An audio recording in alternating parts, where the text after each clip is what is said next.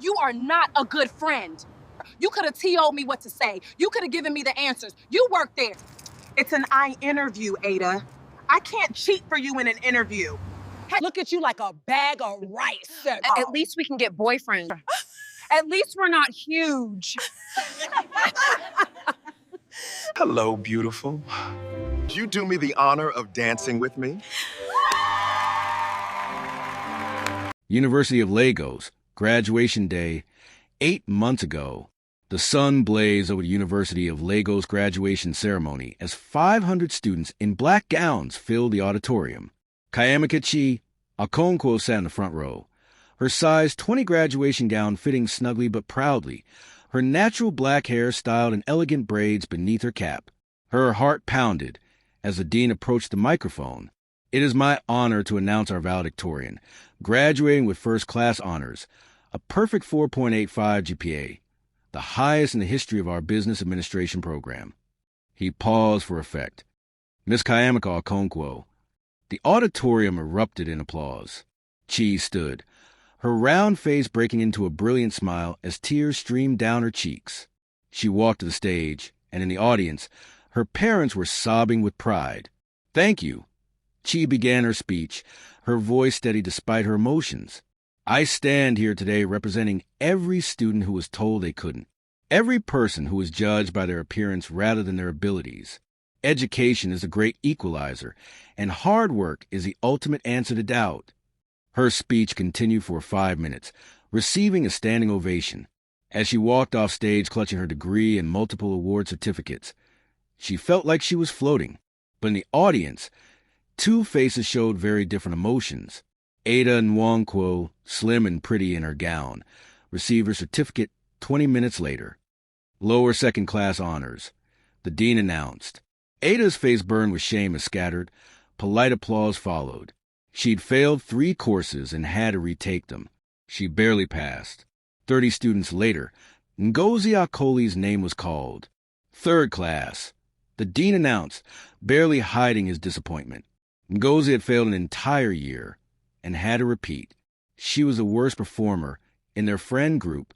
As they filed out of the auditorium, she spotted Ada and Ngozi and rushed toward them, her face glowing. We did it! She exclaimed, arms open for a group hug. We all graduated. Let's celebrate. Ada stepped back coldly. Congratulations on your success. Chi must be nice. Chi's smile faltered. What?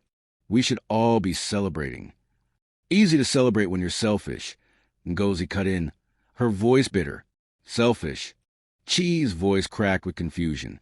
What are you talking about? Ada crossed her arms. You could have helped us pass better, done our assignments, shared answers during exams. But no, you want to be the star. You want to be the only one with first class. Chi's mouth fell open. I offered to help you study. You wanted me to cheat for you. That's illegal. That's wrong. We're supposed to be friends. Ngozi shouted, attracting stares from passing graduates. Friends help each other. Not by cheating. I tutored you for free for 2 years. I explained every concept. Yeah, and you still let us fail while you became valedictorian. Ada spat. Now you have first-class honors and awards and scholarships, and we have nothing. Thanks a lot, Kayamika. That's not fair. Nothing's fair, Ngozi said. But at least we're not going through life like you. The implication hung in the air.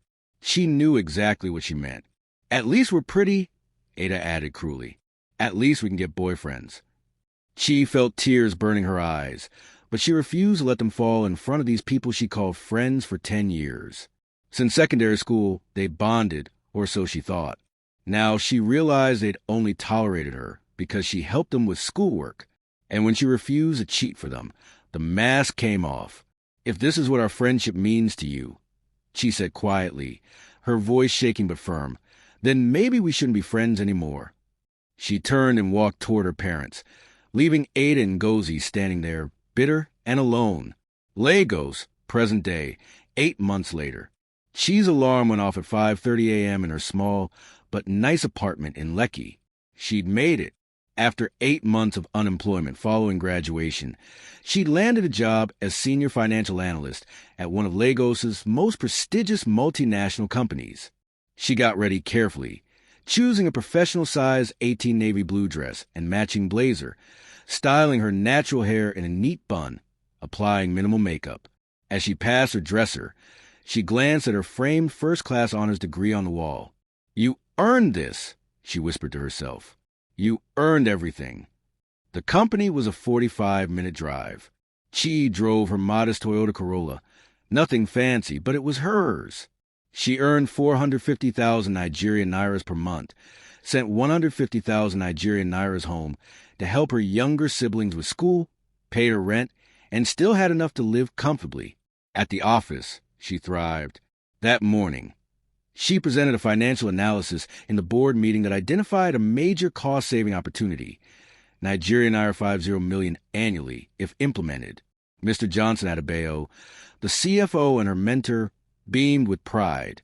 "Chi, your analysis is exceptional. Thorough, precise, actionable.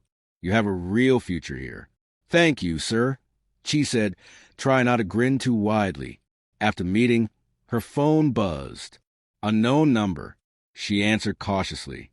"Chi, oh my God, is this really you?" Ada's voice was sweet as honey, a stark contrast to their last conversation. Chi's stomach sank. "Ada, hi. I know it's been months since we talked, but I heard through the grapevine that you got a job at a major company. I'm so happy for you." Chi said nothing, waiting. "Actually," Ada continued, "I saw they're hiring. Could you help me get an interview? I know my grades weren't great, but you know me. I'm a hard worker. I just need a chance." Chi closed her eyes. Against her better judgment, she heard herself say, "Send me your resume. I'll submit it to HR." "Thank you. You're amazing. I knew you'd help." The next day, Ngozi called with the same request. Chi submitted both resumes to HR, vouching for them as her former university friends. 2 weeks later, Ada had her interview. Chi had helped arrange it, even briefing HR that Ada had potential. Ada showed up 15 minutes late, wearing an outfit that was too casual and couldn't answer basic questions about financial principles or Excel skills. "How would you calculate a company's debt-to-equity ratio?" the interviewer asked. Ada fumbled. You take the debt and divide by equity? Can you be more specific?" "Not really." The interview lasted 10 minutes. Ada didn't get the job.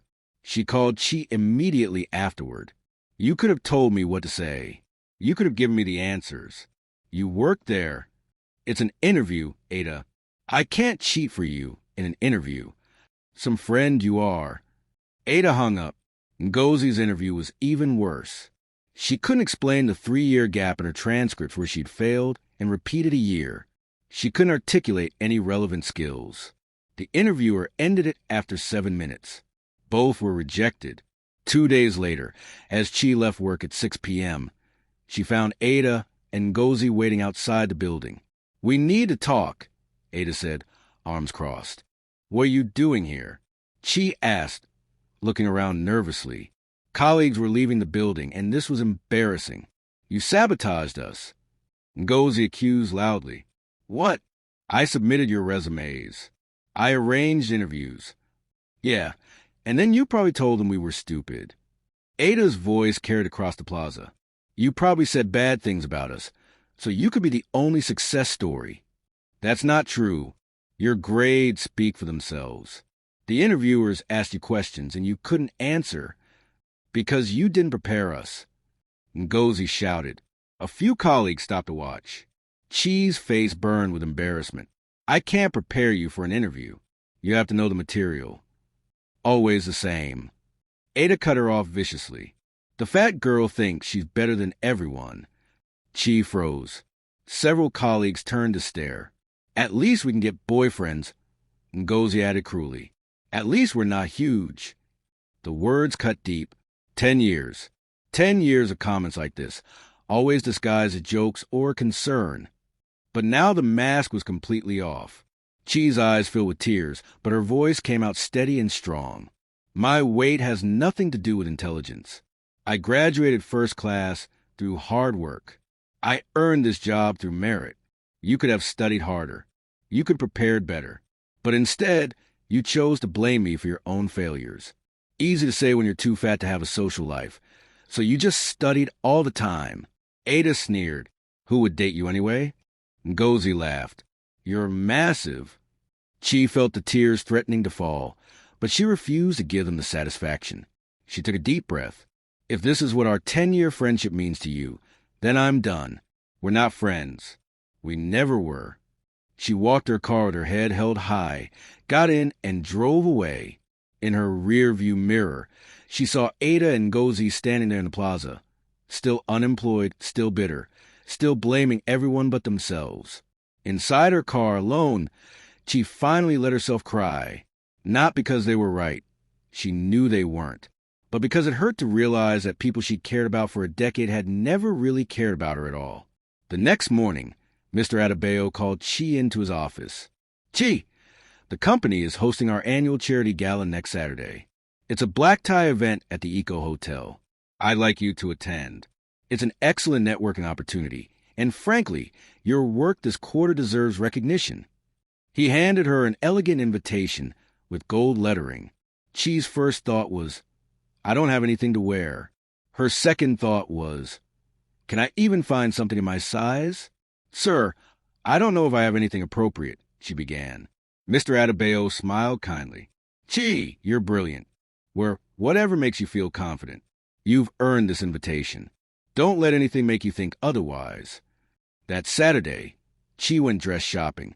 The first store had nothing above size 14. The saleswoman barely looked at her. We don't carry your size. The second store had one option, a shapeless black tent.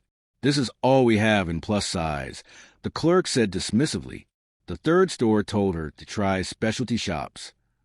By the fourth store, Chi was ready to give up. Then she found a small boutique in Lekki with a window display featuring a beautiful plus-size mannequin. Inside, the owner, a warm, older woman, greeted her with genuine enthusiasm. Welcome. What are you looking for?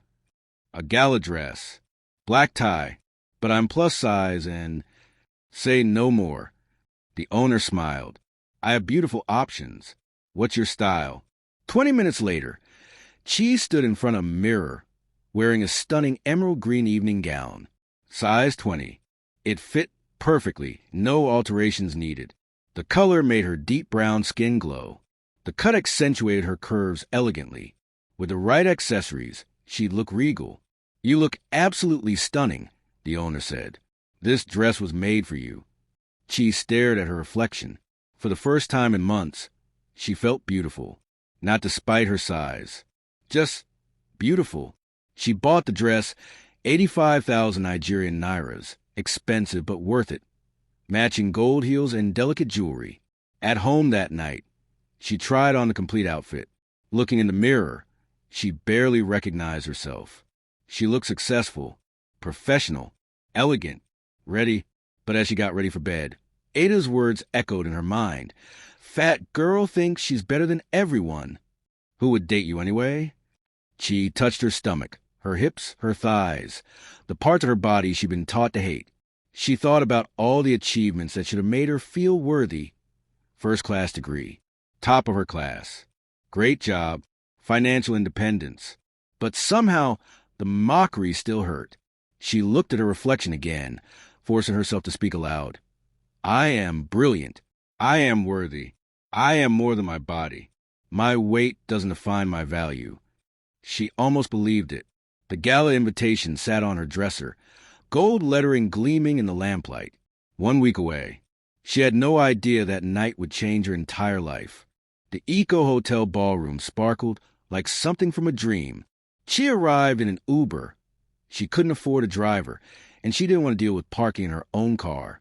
She stepped out onto the red carpet, her emerald green gown flowing elegantly, her hair styled in an elaborate updo with braids woven like a crown, her makeup professionally done.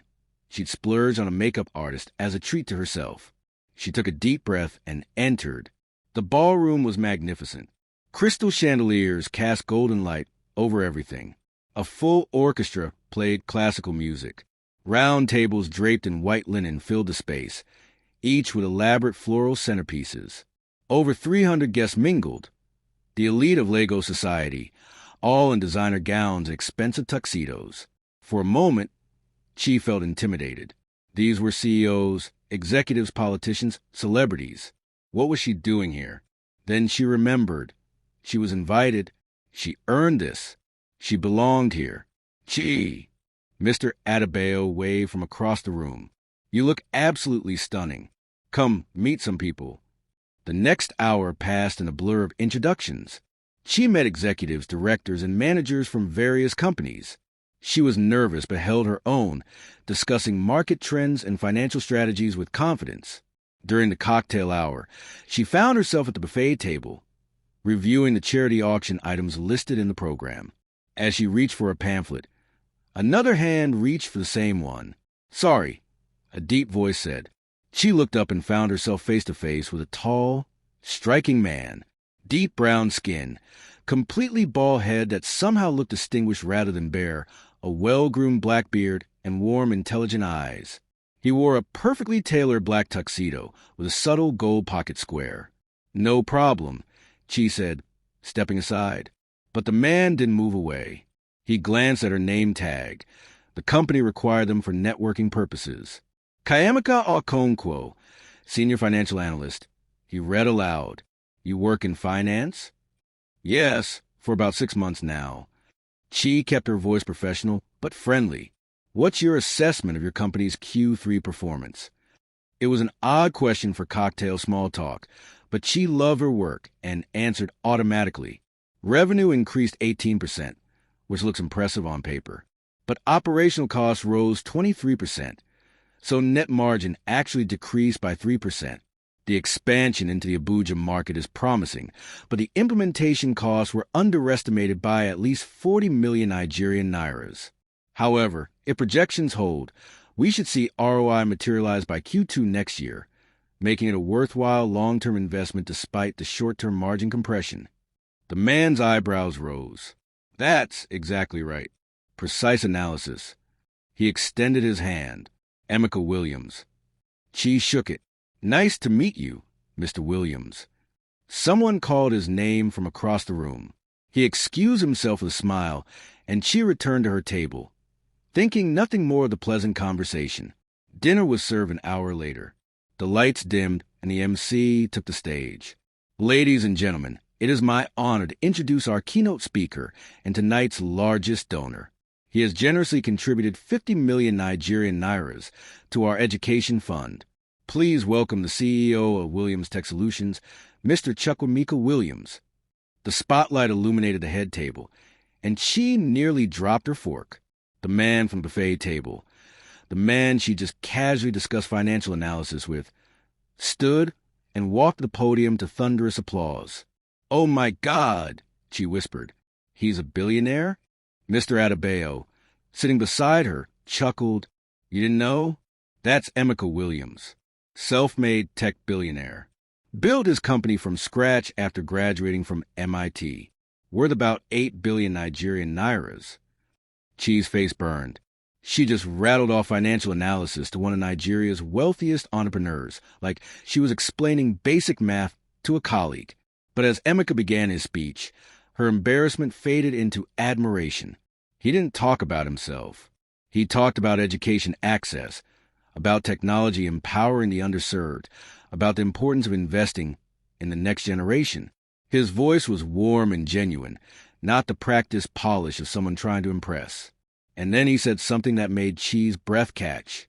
My late mother was a nurse. She was a brilliant woman, kind and generous. She was also plus size, and throughout her life, she faced discrimination and mockery because of her body. People judged her by her appearance rather than her character or her capabilities. He paused, his voice thick with emotion. She taught me something invaluable. Never judge a person by what you see on the surface. Intelligence, kindness, integrity, these are what matter. These are what define a person's worth. I carry that lesson with me in everything I do. The ballroom erupted in applause. Chi felt tears prick her eyes. His mother's story resonated painfully. That was her life. That was her experience every single day. After dinner, the live band began playing. Couples moved to the dance floor. She watched from her table, not expecting anyone to ask her to dance. That was fine. She was content to observe, to enjoy the music, to simply be here. She was checking her phone when she heard familiar voices behind her. Well, look who's here. Chi's blood ran cold. She turned slowly. Ada and Ngozi stood behind her table, both wearing borrowed designer dresses that were a size too small, their makeup heavy, their expressions dripping with false sweetness. They'd crashed the gala. Chi, Ada said loudly, drawing attention from nearby tables. Fancy seeing you here, all dressed up in your nice dress. The way she said nice made it clear she meant the opposite. Ngozi circled the table, eyeing Chi's gown. Must be interesting sitting here with all these important people, pretending you belong. Chi's heart pounded. What are you doing here? Free country, Ada said, sitting uninvited at Chi's table. We heard about the gala, thought we'd network. Unlike some people, we still need jobs. Mr. Adebayo, sitting 2 seats away, frowned and started to stand, but Chi caught his eye and shook her head slightly. She could handle this. You should leave, Chi said quietly. Why? Ngozi looked around dramatically. Everyone's having fun. Look, they're all dancing. Couples, dates, beautiful people enjoying themselves. She turned to Chi with a cruel smile. And then there's you, sitting here, alone. As usual, Ada leaned in close enough that her voice carried to the nearby tables, but not the whole room. Did you really think someone would ask you to dance? Chi felt her eyes burning with tears, but she refused to look away. Look at you, Ada continued, her voice dripping with venom. You're huge. No man here wants to be seen with. Excuse me. A deep, familiar voice cut through Ada's mockery like a knife. Everyone at the table looked up. Emeka Williams stood beside Chi's chair, tall and commanding his tuxedo, completely ignoring Ada and Ngozi. His eyes were fixed solely on Chi. He extended his hand. Would you do me the honor of dancing with me, Kayamika? Time seemed to stop. The nearby tables went silent. Heads turned. Whispers rippled outward in waves. The billionaire CEO, the keynote speaker who just donated 50 million Nigerian nairas, was asking her to dance. Ada's mouth fell open mid-sentence. Ngozi's eyes went wide with shock. Chi stared at Emeka's outstretched hand, her mind reeling. She was still hurt from Ada's words, still feeling the sting of mockery, still battling the voice in her head that said she wasn't worthy. She stammered. I don't. Emeka smiled, warm and genuine, still ignoring the 2 women who'd been tormenting her. I'm very sure, Kayamika, you're the most interesting person I've talked to all evening. Plus, anyone who can rattle off margin compression analysis at a cocktail party definitely deserves a dance. Despite everything, Chi laughed, that beautiful, surprise laugh that comes when someone sees you, really sees you, for who you are. That's an unusual reason, she said, her voice still shaky. I'm an unusual man. She looked at Ada and Ngozi's stunned, humiliated faces. She looked at Mr. Adebayo, who was grinning proudly. She looked at the ballroom full of people watching this moment unfold. Then she looked at Emeka's kind, patient eyes, still waiting for her answer. She took his hand. The room erupted in whispers as Chi stood. As she walked past Ada and Ngozi toward the dance floor, Mr. Adebayo leaned toward them and said coldly, I think you 2 should leave. Now. On the dance floor, Emeka placed one hand respectfully on Chi's waist and held her other hand gently. The orchestra began playing a slow waltz. Chi was nervous at first. She could dance.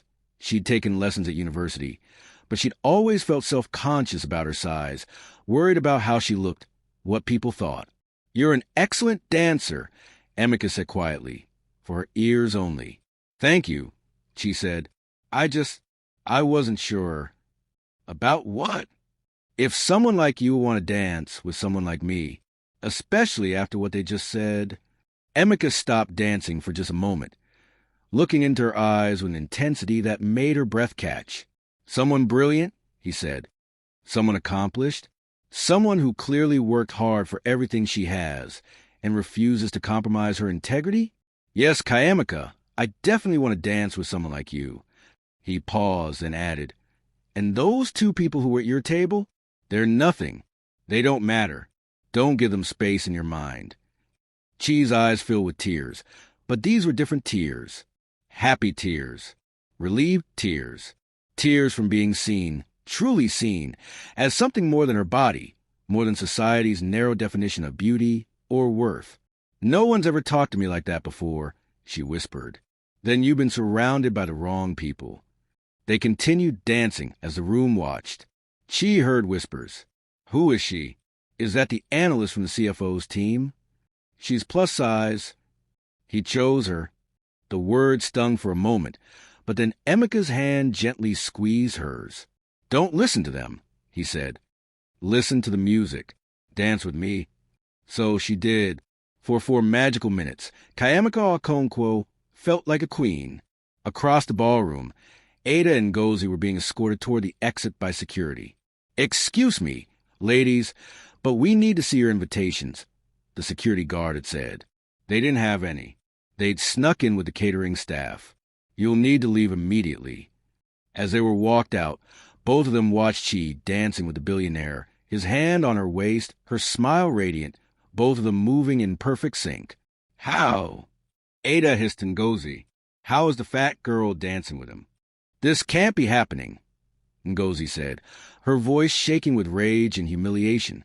SHE gets the job. SHE gets the billionaire. SHE gets everything. We just mocked her and he asked her to dance, Ada said, the full weight of her public humiliation sinking in. Everyone saw that. Everyone knows we look like complete fools. The security guard hurried them out a side exit. But even as the door closed behind them, Ada turned to Ngozi with calculating eyes. This isn't over, she said. We can't stop this tonight. But we can make sure it doesn't continue. We'll destroy this before it starts. Ngozi nodded slowly. How? I don't know yet, but we'll find a way. She doesn't deserve this. We'll make him see that. Back on the dance floor, the song ended. Chi and Emika stood close for a moment. Neither wanted to break the spell. Thank you, Chi said, for the dance, for everything you said. Thank you for saying yes. Emika smiled. I'd like to see you again if you're open to it. Perhaps dinner? We could talk more about margin compression and other fascinating topics. Chi laughed, a real laugh that came from somewhere deep and genuine. I'd like that. Very much. May I have your number? She gave it to him, her hands shaking slightly. He typed it into his phone, then did something old-fashioned and charming. He lifted her hand and kissed it gently. I'll call you tomorrow, he said. I'll answer. She floated back to her table, where Mr. Adebayo and her colleagues were buzzing with excitement. Chi, the CEO asked you to dance. He never dances with anyone at these events. Do you know what this means? Mr. Adebayo just smiled proudly. I told you that you belonged here. That night, Chi returned to her apartment still wearing her gown, feeling like Cinderella after the ball. She saved Emika's number in her phone, Emika Williams. She was about to get ready for bed when her phone rang. Unknown number. She answered. Hello? Kayamika? It's Emika. I know I said I'd call tomorrow, but I couldn't wait. Are you free for lunch this weekend? Chi smiled wider than she had in years. Yes, I'm free. They watched Chi dance with Billionaire as they were removed. 4 minutes. She felt like a queen. The dance ended. He asked for her number. He called that same night. I couldn't wait, lunch this weekend. But Ada and Ngozi are humiliated and plotting revenge. Smash that like button. Subscribe to Africantales by Zion because next chapter shows the sabotage begins. Turn on notifications. Saturday afternoon arrived with clear blue skies over Lagos. Chi stood in front of her mirror for the 10th time, second-guessing her outfit choice. She'd settled on a flowing African print dress in shades of blue, size 20, comfortable but elegant, with her natural hair styled in a twist-out that framed her face beautifully. It was just lunch with a billionaire who'd dance with her in front of 300 people. No pressure. Her phone buzzed. I'm outside.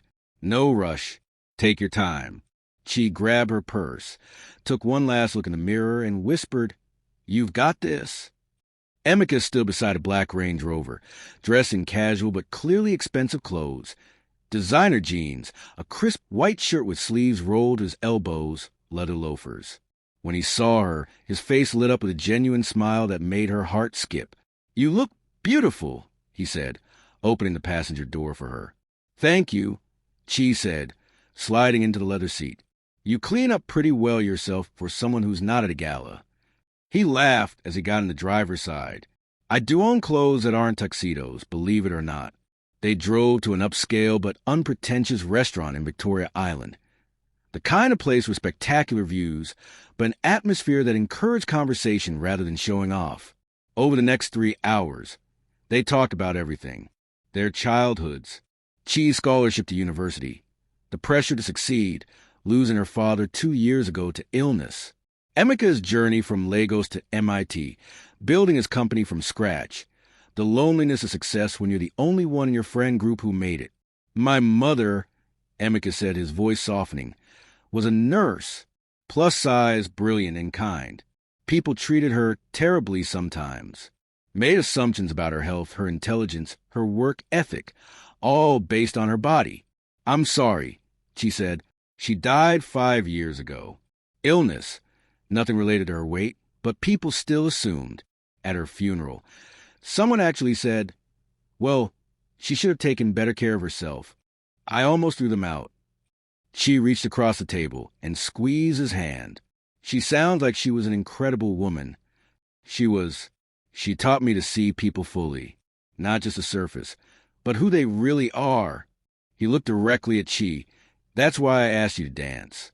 Not to rescue you or make a point, but because you're fascinating, brilliant, beautiful, and I wanted to know you better." Chi felt tears forming again. She was crying more in these past few days than she had in years. "No one's ever said things like that to me." "Then you've been around the wrong people." They talked about her former friends. Chi told him about Ada and Ngozi, the 10 years of weight mockery disguised as concern, the demands that she helped them cheat, the blame when she refused. "You maintained your integrity," Emeka said. "That takes real strength. It's easier to give in, to make people like you. You chose to do what was right even when it cost you friendships." They weren't really friendships, were they? No, they weren't. Before they left the restaurant, Emeka asked, "May I take a photo with you? I'd like to remember today."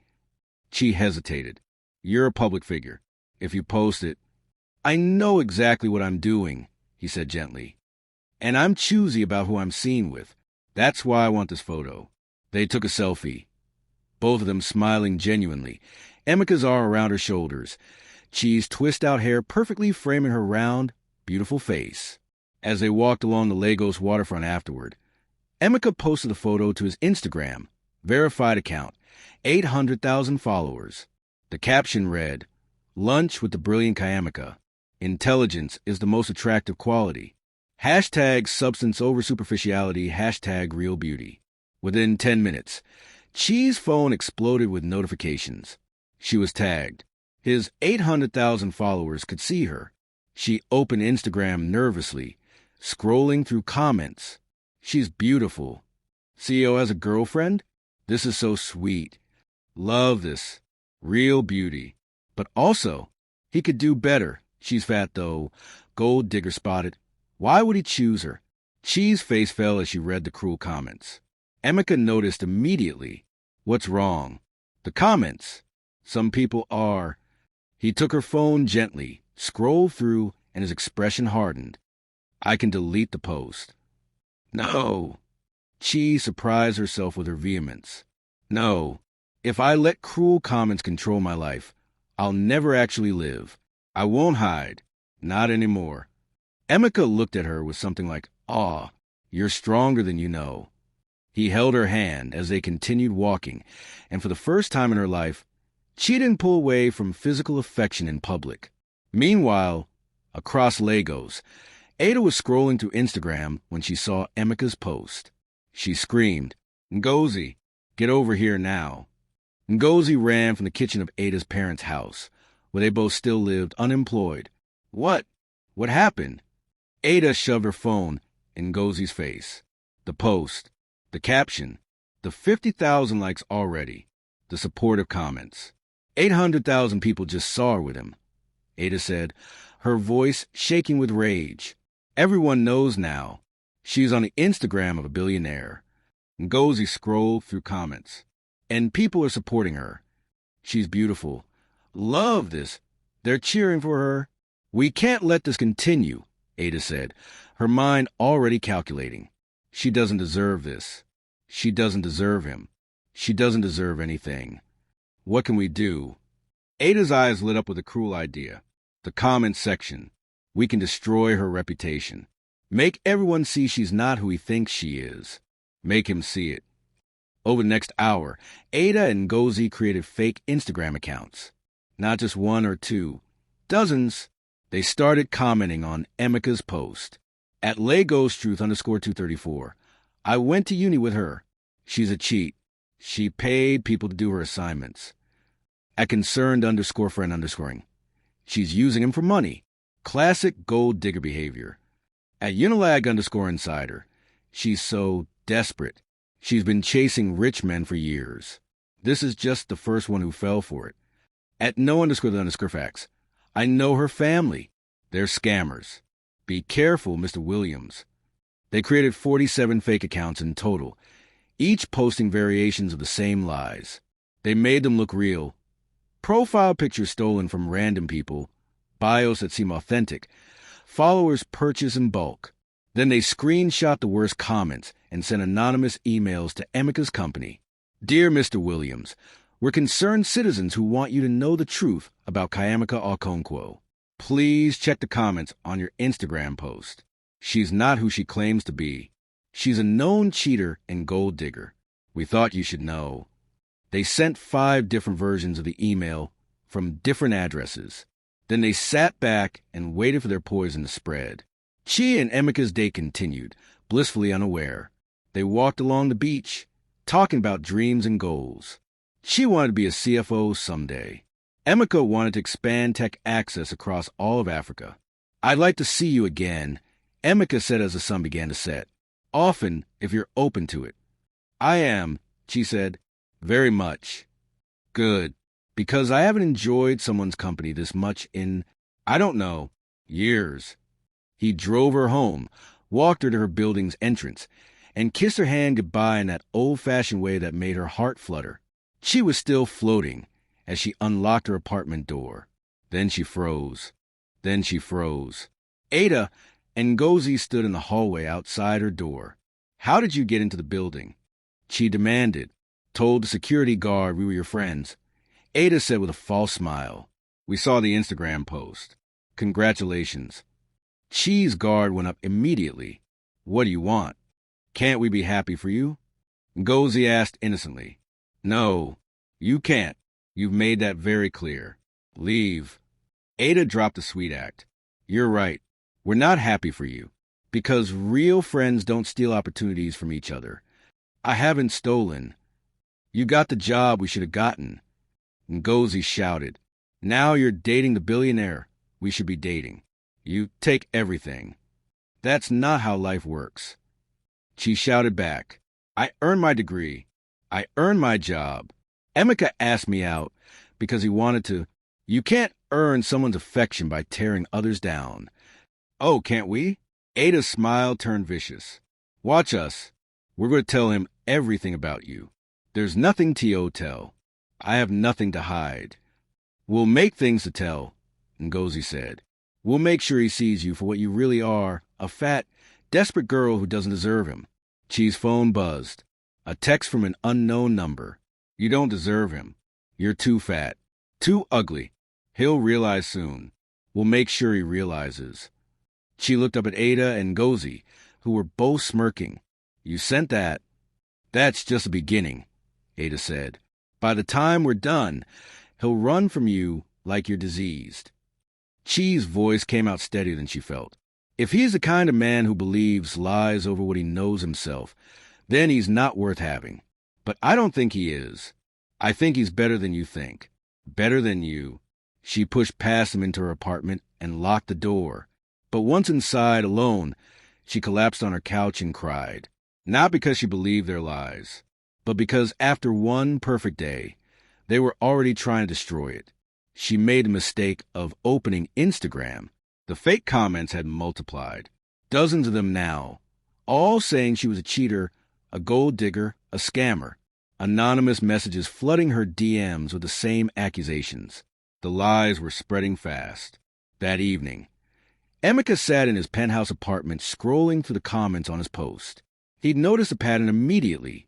Multiple new accounts, all posting similar accusations, all created within the same hour. His assistant called. "Sir, we've received several anonymous emails about Miss Okonkwo. Allegations about her character. Academic dishonesty, gold digging, family scamming. Several people claiming to be concerned citizens."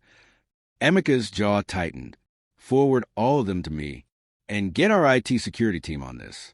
I want to know who's behind these accounts and emails. IP addresses, everything. Sir, are you sure? Maybe it's just... I'm very sure. Someone is trying to sabotage her, and I want to know who and why." An hour later, Chi's phone rang. "Emeka." "Hi," she answered, her voice still shaky from crying. "Are you okay? You sound upset." "I'm fine." "You're not. What happened?" Chi debated telling him, then decided on honesty. "My former friends confronted me outside my apartment tonight. They're angry about us. They're posting lies about me online, sending messages. Try to make you think I'm something I'm not." Silence on the other end. Chi's heart sank. If you believe them, stop." Emeka's voice was firm but warm. "I don't believe lies over what I see with my own eyes. Kayamika.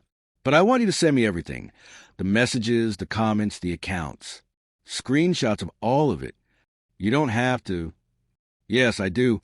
No one attacks someone I care about without consequences. Send me everything. I'm going to handle this. Emeka, we're in this together now. Kayamika. If they want to come for you, they come for both of us. And I need you to understand something." He paused. "I don't lose. The sabotage is spreading, but the billionaire is fighting back. Smash that like button. Subscribe to Africantales by Zion, because next chapter shows the confrontation. Turn on notifications." Monday morning, Emeka's IT security team delivered their findings. They met in his corner office. Glass walls overlooking Legos, modern minimalist design. Screens displaying data and code. "Sir, we've traced all the fake Instagram accounts and anonymous emails," the IT lead said, presenting a tablet. "They all originated from 2 IP addresses. One residential address in Acadia, one in Surulere. Names: Ada Nwankwo and Ngozi Akoli. Cross-referencing with Miss Okonkwo's social media, they appear to be her former university classmates." Emeka's expression darkened. "Show me everything." The IT team had been thorough. They compiled screenshots of Ada and Ngozi's planning conversations in a WhatsApp group they thought was private. A complete list of all 47 fake accounts created. Every lie posted 10 years' worth of screenshots showing Ada and Ngozi mocking Chi's weight in their group chat, university transcripts, showing Chi's first class versus Ada's lower second and Ngozi's third class. Emeka read everything, his jaw tightening with each page. "They've been bullying her for a decade," he said quietly. "Pure jealousy over her academic success." "It appears so, sir." Emeka made a decision. Schedule a meeting with both of them. Tell them Chukwemeka Williams wants to discuss a job opportunity at Williams Tech Solutions. Make it sound completely legitimate. I want them in conference room A tomorrow at 2 p.m. "Sir, are you planning to?" "Also," Emeka continued, "send us evidence packet to every major company in Lagos. If they're willing to destroy someone's reputation with lies to get ahead, other employers should know what they're dealing with." The IT lead nodded and left. Emeka picked up his phone and called Chi. "How are you holding up?" "I deleted social media apps from my phone," Chi said. I can't keep reading lies. Smart. Want to have dinner tonight? My place. I'll cook. She laughed. The first real laugh in days. You cook. I lived alone for years. I either learned to cook or starved. I chose cooking. Plus, I want to talk to you about something. That evening, she arrived at Emika's penthouse in Ikoyi. The view was spectacular. Floor-to-ceiling windows overlooking the Lagos Lagoon, modern African art on the walls, sleek but warm design. And he actually had cooked jollof rice, perfectly spiced, grilled chicken, plantain, and a fresh salad. This is delicious, she said, genuinely impressed. My mother taught me. Emika said, she said any man who expects a woman to serve him hand and foot while doing nothing isn't a man, he's a child. Chi smiled. I love that. After dinner, they sat on the balcony under the stars. My mother was plus size, Emika said quietly. She faced a lot of the same treatment you have. People made assumptions about her health, her worth, her capabilities, all based on her body. She died 5 years ago, and at her funeral, people still made comments. I'm so sorry. She taught me something invaluable. See people fully. Not just one aspect, but the whole person. He took Chi's hand. I see you fully, Kayamika. Your intelligence, your resilience, your kindness despite how people have treated you. Your beauty, yes, your beauty, all of it. And no amount of lies from jealous people will change what I see. Chi wiped tears from her eyes. Thank you. Don't thank me. This is what you deserve. What everyone deserves. He didn't tell her about the trap he was setting. He wanted to handle it without adding to her stress. Tuesday morning, Ada's phone rang. Miss Nwankwo? This is calling from Williams Tech Solutions. Mr. Williams personally reviewed your resume and was impressed. He'd like to meet with you and Miss Akoli tomorrow at 2 p.m. to discuss potential positions with the company. Ada nearly dropped her phone. He wants to meet with us? Yes. He's specifically interested in candidates with your unique perspective. After she hung up, Ada screamed for Ngozi. We're getting jobs. At the billionaire's company. Ngozi couldn't believe it. After everything we posted? He probably didn't see it. Or maybe he realized she is actually awful and wants to hire us instead. This is perfect, Ada said, her mind already racing. We'll work with him every day. We can get close to him. Show him we're better than she eventually. He'll realize he made a mistake choosing her. Wednesday at 1:45 p.m., Ada and Ngozi arrived at Williams Tech Solutions in their best borrowed designer outfits. Makeup perfectly done, rehearsing their interview answers. The receptionist smiled. Mr. Williams will see you now. Conference room A. They entered expecting a normal interview setup. Instead, they found a conference room with floor-to-ceiling glass walls, visible to the entire office floor. Emika sat at the head of the table in an expensive suit, his expression cold. A lawyer sat beside him. A large screen dominated one wall. No HR person. No friendly interview atmosphere. Sit down, Emika said, not a request. Ada and Ngozi exchanged confused glances, but sat. I want to talk about your campaign against Kayamika Okonkwo. Their faces drained of color. I don't know what you... Ada started. Emika pressed a button. The screen lit up with everything. Their fake Instagram accounts. Every lie they'd posted. Their WhatsApp planning messages. We need to destroy her reputation. Screenshots of 10 years await mockery. Fat Chi, huge girl, at least we're pretty. Their university transcripts next to Chi's. The stark difference in grades. Bank statements showing zero income for both. The evidence played like a damning slideshow while 100-plus employees watched through the glass walls. Ngozi started crying. How did you... I own a tech company, Emika said coldly. Did you really think I couldn't trace IP addresses? That I don't have the best cybersecurity team in Lagos? Mr. Williams, we can explain. Ada tried. Explain what? That you bullied your supposed friend for 10 years because she was smarter than you? That she refused to cheat for you, so you blamed her for your own academic failures? That when she succeeded despite your cruelty, you tried to destroy her happiness with lies? The lawyer spoke up.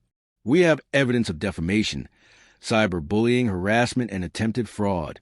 You falsely represented yourselves as concerned friends when you're actually perpetrators. We didn't mean, Ngozi sobbed. You meant every word. Emeka said, you texted her, you're too fat. He'll run from you. We'll make sure. You created 47 fake accounts. You threatened to destroy her reputation. This was calculated, deliberate, and cruel. Ada, desperate now, tried a different approach.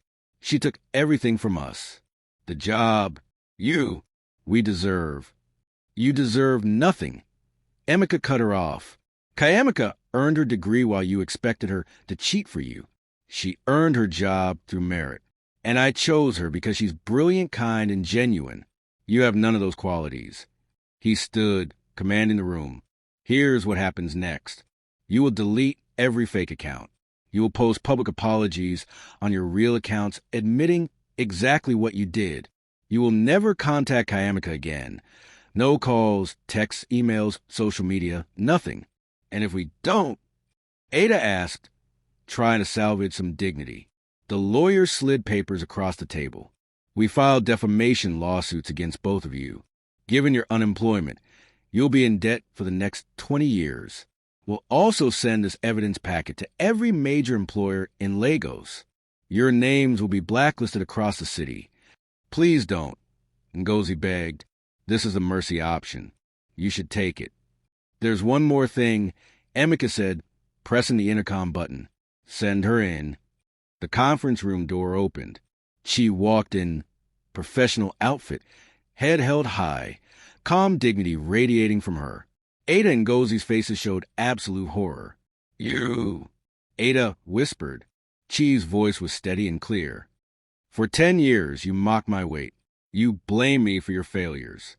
You wanted me to cheat for you, to compromise my integrity, to dim my light, so you wouldn't feel bad about your own choices. I tried to be your friend despite it all. You always thought you were better. Ada started bitterly. No, Chi interrupted firmly. I just refused to be less so you could feel more. My weight doesn't define me. Your cruelty defines you. I graduated first class through hard work. I got my job through merit. Emeka cares about me because of who I am, my character, my intelligence, my values. You could have been happy for me. You could have worked on yourselves. Instead, you chose jealousy and lies.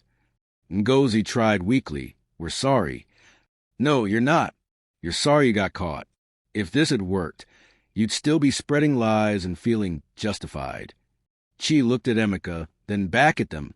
I don't want to sue you. I don't want to ruin your futures like you tried to ruin mine. But you will apologize publicly. You will admit what you did. And you will leave me alone forever. The lawyer pushed the documents forward. Sign. Ada and Ngozi looked at each other, trapped.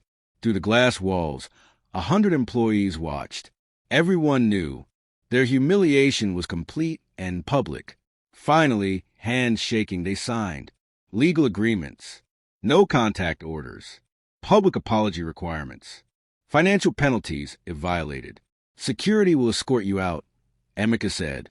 As Ada and Ngozi were walked through the open office floor, employees stared. Everyone knew what they'd done. The gossip had already spread.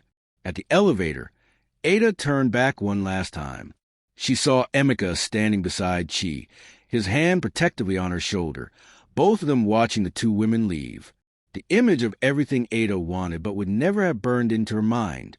The elevator doors closed on their defeated, humiliated faces. In the conference room, Chi exhaled deeply. I can't believe you did all that.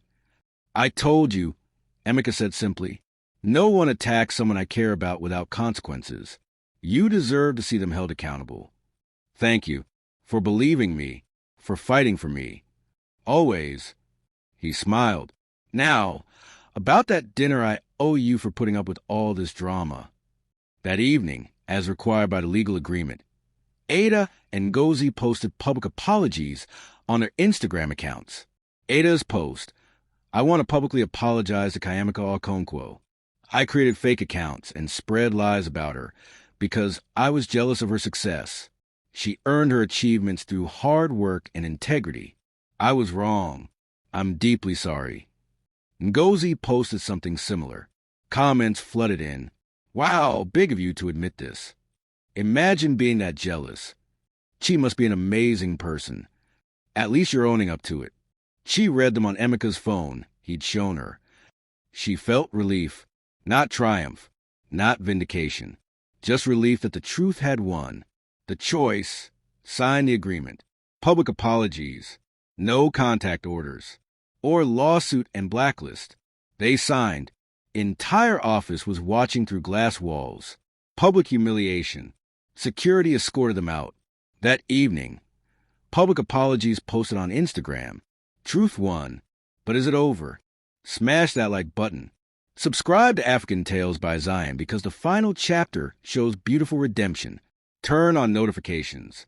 6 months later, Chi stood at the podium of a packed auditorium. 500 faces looking up at her expectantly. 6 months had transformed her life in ways she never imagined. She'd been promoted to finance manager, earning 750,000 Nigerian nairas per month. She led the company's African expansion strategy. Her boss, Mr. Adebayo, told her regularly that she was on track to become CFO before she turned 30. But more than her career success, she had transformed internally. She still wore size 20. She hadn't lost weight, and she'd stopped trying to. She wore clothes that fit, power suits that accentuated her curves, elegant African dresses in bold patterns, professional outfits that made her feel confident rather than hidden. Her natural hair was styled in intricate braids formed into a crown. Her makeup was done not to hide, but to enhance. She walked with her head high, her shoulders back, her presence commanding respect. She was still plus size, but now she was radiant with confidence that came from truly accepting herself. And sitting in the front row of his charity event, an education fund for underprivileged girls, was Emika, beaming with pride. They'd been together for 6 months. Serious, committed, and public about their relationship. His Instagram featured her regularly.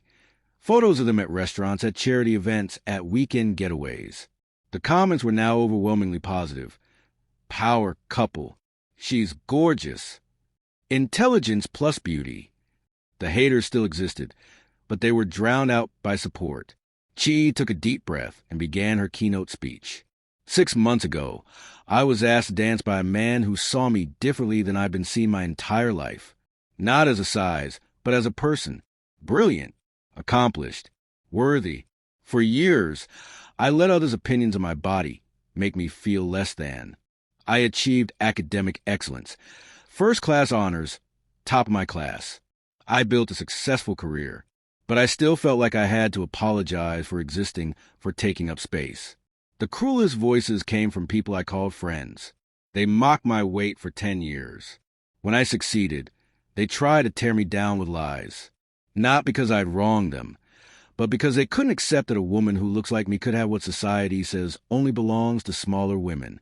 But here's what I learned. Your worth is not determined by your dress size. Your intelligence is not measured by your waistline. Your beauty is not defined by other people's narrow standards. I am plus size. I am brilliant. I am successful. I am loved. These things coexist. They always could. I just had to believe it. The auditorium erupted in a standing ovation. 500 people on their feet, applauding. Chi's eyes filled with tears. The good kind, the kind that come from being seen and heard and valued. As the applause died down, a distinguished woman approached the stage. Professor Ifeoma Nwosu, Dean of Business at the University of Lagos. Miss Okonkwo, she said into the microphone, we've been following your career. Your academic record was exceptional. Your professional achievements are inspiring. We'd like to offer you a position as guest lecturer at the university, mentoring young women in business and finance. Chi's hand flew to her mouth. Really? Really? You're exactly the role model our students need. Brilliant, accomplished, and unapologetically yourself. Chi accepted through tears. In the front row, Emika was standing, applauding louder than anyone. That evening, they walked along Bar Beach, watching the sunset paint the sky orange and pink. I keep thinking about Ada and Ngozi, Chi said. They wasted 10 years being bitter, instead of building their own success. Some people spend their whole lives tearing others down because building themselves up is too much work. Emeka said, I hope they find peace someday. Real peace, not the kind that comes from hurting others. You're more gracious than they deserve. Maybe, but holding on to anger would just hurt me. They don't get any more of my peace. They reached a quiet section of beach. Emeka stopped walking. Chi, I want to ask you something. She turned to face him, and her breath caught. He was already on one knee, pulling a small box from his pocket. Kaemeka Okonkwo, he said, his voice thick with emotion. 6 months ago you walked into my life and reminded me what really matters. Intelligence, kindness, integrity, the courage to be yourself despite the world's cruelty. You're the smartest person I've ever met, the strongest, the most beautiful, yes, beautiful, because beauty is so much more than the lies society sells us. Will you marry me?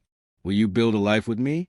Will you let me spend every day showing you how extraordinary you are? She was crying, happy tears streaming down her face as she nodded. Yes, yes, absolutely yes. Emeka stood, sliding the ring on her finger, a perfect fit. He kissed her as the sun set behind them, and strangers on the beach applauded. He posted the photo that night. She said yes, to the woman who showed me what real beauty looks like. Brilliant mind, kind heart, courageous spirit. Mrs. Okonkwo to be, you're everything. Within an hour, 2 million likes. Comments flooding in, congratulations. Power couple goals. She's gorgeous. This is what real love looks like. 1 year later, the traditional Nigerian wedding was a spectacular celebration. 400 guests filled the venue. Family, friends, colleagues, mentors. She wore a custom-made white wedding gown, size 20, fitted perfectly, making her look like absolute royalty. Emeka wore traditional Ibada, regal and handsome. When they exchanged vows, there wasn't a dry eye in the venue. Emeka, I vow to always see you fully, to celebrate your brilliance, to protect your peace, to love you exactly as you are, which is perfect. Chi, I vow to never dim my light again, to believe in myself as much as you believe in me, to build a life where intelligence, kindness, and love matter more than other shallow opinions, to love you for seeing me when I couldn't see myself. They kissed as husband and wife, and 400 people cheered. At the reception, as they danced their first dance as a married couple, Chi thought about the journey, from the girl who let people make her feel small, to the woman who refused to shrink, physically or emotionally, to fit anyone's limitations. 2 years after the wedding, Chi sat at her laptop in their home, working on a university lecture. She was now assistant CFO of her company, youngest in its history, and she taught 2 classes per semester at the University of Lagos. Emeka was in the kitchen, making breakfast. He still cooked every Sunday morning. Her phone rang. Unknown number. She almost didn't answer. Hello? Chi? It's Ada. Chi went still. She hadn't heard from Ada in over 2 years. Ada's voice was shaky.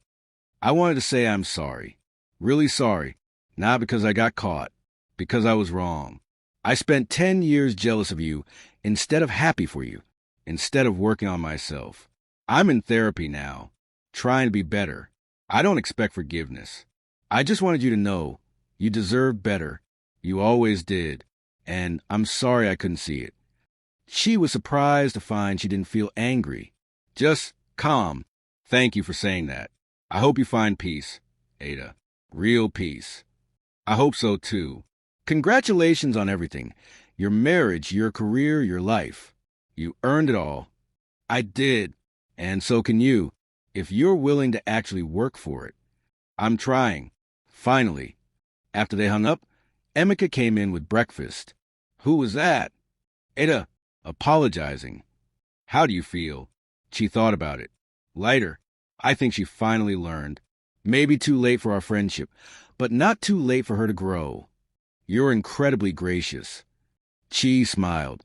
I'm incredibly happy. And happy people can afford to be gracious. She looked at her reflection in the window. Her size 20 body in comfortable weekend clothes, her wedding ring, her natural hair, her confident posture. She saw what Emeka had seen from the beginning, a brilliant, beautiful, worthy woman. She thought about the girl she used to be, the one who apologized for existing, who tried to make herself smaller, who believed the cruel words more than the truth. And she thought about the woman she'd become, the one who knew her worth, who walked with her head high, who refused to let anyone else's limitations define her life. They tried to make me believe my size determined my worth, she thought. But I graduated first class. I built a career. I found love. I became a role model, not despite my size. Just, period, because my body was never the obstacle. Their narrow minds were. And I refused to shrink, physically or otherwise, to fit their limitations.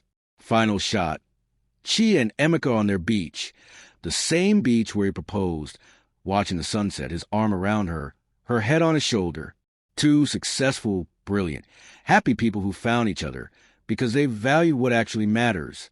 True beauty is brilliance, kindness, and the courage to be yourself. Everything else is just noise.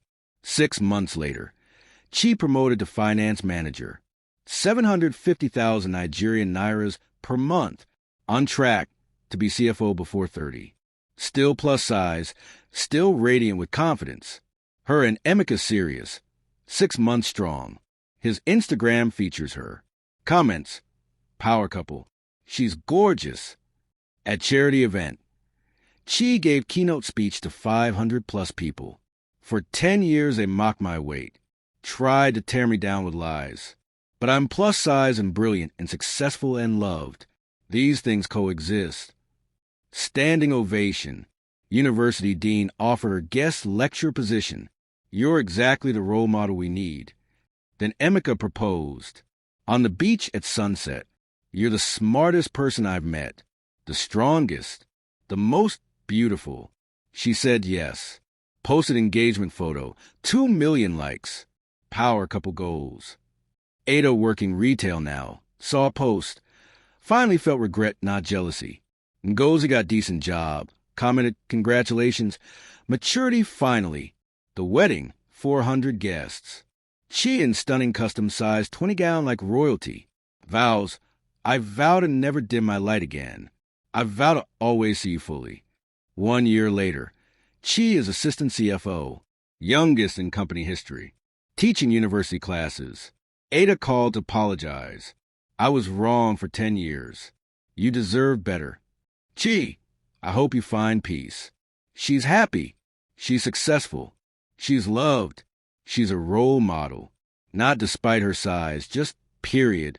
Her body was never the obstacle. Their narrow minds were, and she refused to shrink to fit their limitations. True beauty is brilliance, kindness, and courage to be yourself. Everything else is just noise.